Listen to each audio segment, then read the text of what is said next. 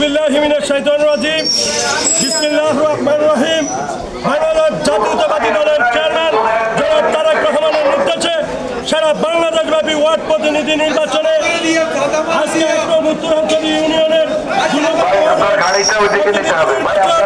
এখানে উপস্থিত রয়েছেন একজন উত্তরাঞ্চলীয় ইউনিয়ন বিএনপির দুদিনের কেন্দ্রে বিএনপির 100 অন্যতম সদস্য লক্ষ্মীপুর জেলা বিএনপির 100 সদস্য জনাব আবু সাইদ ভাই উপস্থিত রয়েছেন। বারবার কারা নির্যাতিত নেতা লক্ষ্মীপুর সদর পশ্চিম বিএনপির অন্যতম যুগ্ম আহ্বায়ক জনাব আব্দুল গনি ভাই উপস্থিত রয়েছেন। বিভিন্ন স্তরের নেতৃবৃন্দ সম্মানিত সুদে আওয়ামী লীগ ফ্যাসিস্ট ক্ষমতার আমলে 17 বছর এদেশের জনগণ ভোট দেওয়ার কথা ভুলে গেছে।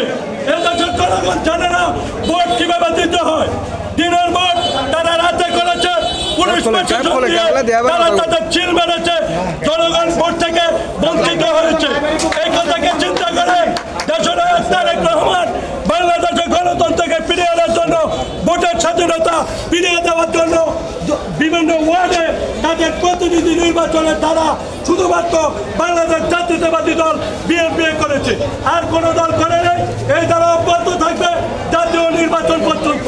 সম্মানিত জাতীয় বন্ধুগণ, আপনারা দেখেছেন 17 বছর ভোট কাকে বলে, ভোট কিভাবে দিতে হয়, ভোট কিভাবে মানতে হয় আপনারা জানেন নাই। আজকে 17 বছর পরে আবার বুঝেছেন ভোট কিভাবে দিতে হয়, ভোট কিভাবে মানতে হয়, ভোট কিভাবে হয়। আজকে এখানে 440 জন ভোটার, কিন্তু জনগণের উপস্থিতি প্রায় 2000-এরও বেশি। এতে কি প্রমাণ করে?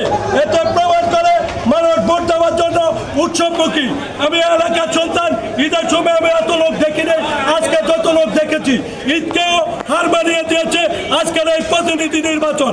এখানে 9 জন প্রার্থী হয়েছে, অবশ্যই 3 জন হবে, বাকি 6 জনও আমাদের দল। কারণ নিশ্চিত হওয়ার দরকার নেই, যিনি সভাপতি হবেন তার নিকটতম প্রতিদ্বন্দ্বী সহসভাপতি হবেন, যিনি সাধারণ সম্পাদক হবেন তার নিকটতম প্রতিদ্বন্দ্বী যুগ্ম সাধারণ সম্পাদক হবেন, যিনি সাংগঠনিক হবেন তার নিকটতম প্রতিদ্বন্দ্বী সাংগঠনিক হবেন।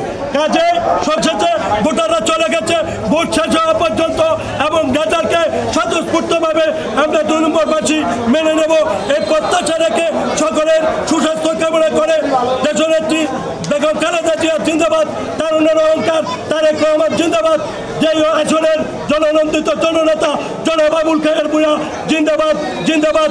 সকলকে ধন্যবাদ। আসসালামু আলাইকুম ওয়া রাহমাতুল্লাহি ওয়া বারাকাতুহু। সকলকে ধন্যবাদ।